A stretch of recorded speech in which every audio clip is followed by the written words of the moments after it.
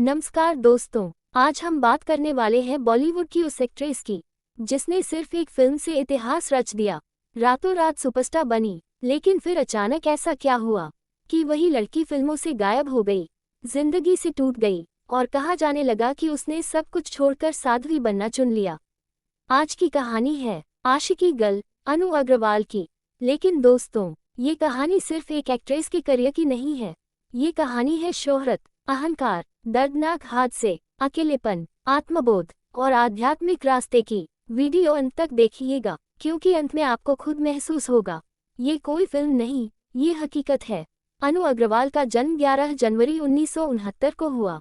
वो ना किसी फिल्मी परिवार से थी, ना कोई गॉडफादर। मॉडलिंग करते करते उन्हें 1990 में मिली फिल्म आशिकी। और दोस्तों, आशिकी सिर्फ हिट नहीं थी, वो तूफान थी। अनु अग्रवाल नेशनल क्रश बन गईं, हर मैगजीन के कवर पर छा गईं। लोग उन्हें नेक्स्ट सुपरस्टार कहने लगे। लेकिन जितनी तेजी से शोहरत आए, उतनी ही तेजी से उनकी जिंदगी बिखरने वाली थी। वो किसी फिल्मी खानदान से नहीं थी, ना कोई गॉडफादर, ना कोई पहचान। उनका बचपन साधारण, पढ़ाई पर फोकस, शांत स्वभाव। कॉलेज के दिनों में उनकी खूबसूरती लोगों को आकर्षित करने लगी। यहीं से उनकी जिंदगी ने एक नया मोड़ लिया, मॉडलिंग। अनु ने कई बड़े ब्रांड्स के लिए मॉडलिंग की। उनका कॉन्फिडेंस, उनकी आंखें, उनका साइलेंट एक्सप्रेशन, सब कुछ अलग था। और यही फिल्म मेकर्स की नज़र उन पर पड़ी। 1990 में आई महेश भट्ट की फिल्म आशिकी। अनु अग्रवाल, राहुल रॉय और म्यूजिक जो आज भी अमर है। दोस्तों, आशिकी सिर्फ फिल्म नहीं थी, वो एक इमोशन थी। हर गली में धीरे धीरे से, हर दिल में Anu Agrawal. Poster, magazine, TV, radio. Anu national crush बन गईं। बेस्ट न्यूकमर अवार्ड, लाखों दिलों की धड़कन। लेकिन यहीं से शुरू होती है उनकी असली लड़ाई। दोस्तों, शोहरत जितनी चमकदार दिखती है, अंदर से उतनी ही खोखली होती है। अनु खुद कहती हैं, मैं भीड़ में थी, लेकिन अंदर से अकेली थी। आशिकी के बाद कुछ फिल्में चलीं, कुछ बुरी तरह फ्लॉप हुईं। इंडस्ट्री आज सिर पर बैठाती है, कल नीचे गिरा देती है। धीरे धीरे रोल कम होने लगे, फोन बजना बंद हो गया।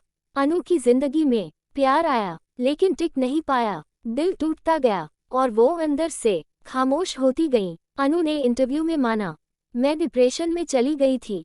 शराब, अकेलापन, आत्मग्लानि, शोहरत छिन रही थी और पहचान भी। 1999 में एक भयानक कार एक्सीडेंट, 29 दिन कोमा, मौत और जिंदगी के बीच झूलना, कई सर्जरी। डॉक्टरों ने कहा बचना चमत्कार है। जब अनु को होश आया, याददाश्त कमजोर, शरीर टूटा हुआ, करियर खत्म और सबसे बड़ा सच, इंडस्ट्री ने मुंह मोड़ लिया।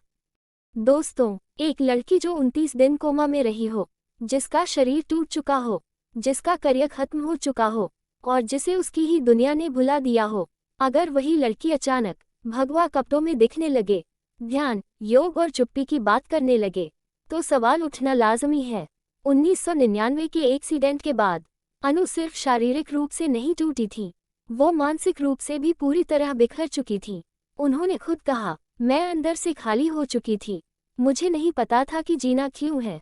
करियर खत्म, दोस्त दूर, इंडस्ट्री गायब, पहचान खो गई। यहाँ से शुरू होती है उनकी आत्मा की खोज। अनु ने मीडिया से दूरी बना ली, पार्टी, लाइमलाइट छोड़ दी, अकेले रहना शुरू किया। वो कहती हैं, मैं शोर से थक चुकी थी। यही वो समय था जब वो अंदर की आवाज सुनने लगी। धीरे धीरे अनु योग सीखने लगी, ध्यान करने लगी, आध्यात्मिक किताबें पढ़ने लगी। उन्होंने महसूस किया, शांति बाहर नहीं, अंदर होती है। यहीं से उनकी जिंदगी का रास्ता बदल गया। कुछ सालों बाद अनु अग्रवाल की तस्वीरें सामने आईं। सिंपल कपड़े, बिना मेकअप, ध्यान में लीन, आध्यात्मिक बातें और फिर भगवा रंग के कपड़े।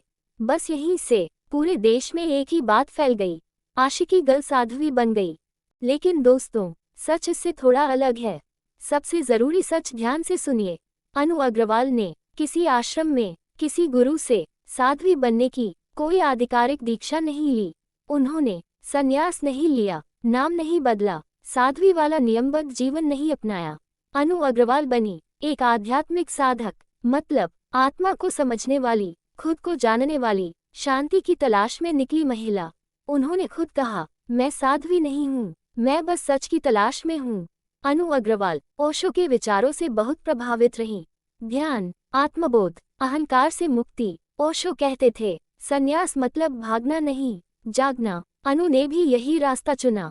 एक इंटरव्यू में अनु कहती हैं, लोगों को लगा मैं साध्वी बन गई, लेकिन मैं सिर्फ अनु बन गई थी। ये लाइन उनकी पूरी जिंदगी का सार है, क्योंकि समाज में या तो ग्लैमर चाहिए या पूरी तरह त्याग। बीच का रास्ता लोगों को समझ नहीं आता। अनु ने बीच का रास्ता चुना। मीडिया ने हेडलाइन बनाए, अफवाह फैलाए, आधी सच्चाई दिखाए, लेकिन अनु चुप रही, सफाई नहीं दी, शांति चुनी। आज अनु अग्रवाल ध्यान करती हैं, योग सिखाती हैं, आत्मज्ञान की बात करती हैं, लेकिन वो साध्वी नहीं है, वो जागरूक हैं। दोस्तों, हर भगवा का पड़ा संन्यास नहीं होता और हर चुप्पी कमजोरी नहीं होती। अनु अग्रवाल ने जिंदगी से हार नहीं मानी, बस जिंदगी को दूसरे नजरिए से देखना सीख लिया। तो दोस्तों, हमारे चैनल पर हम किसी को भगवान नहीं बनाते और ना ही किसी को बदनाम करते हैं, हम बस सच्चाई दिखाते हैं। अगर आपको हमारा ये अंदाज पसंद आया हो तो वीडियो को लाइक करें, अपने परिवार और दोस्तों के साथ शेयर करें और ऐसी ही सच्ची कहानियों के लिए चैनल को सब्सक्राइब जरूर करें।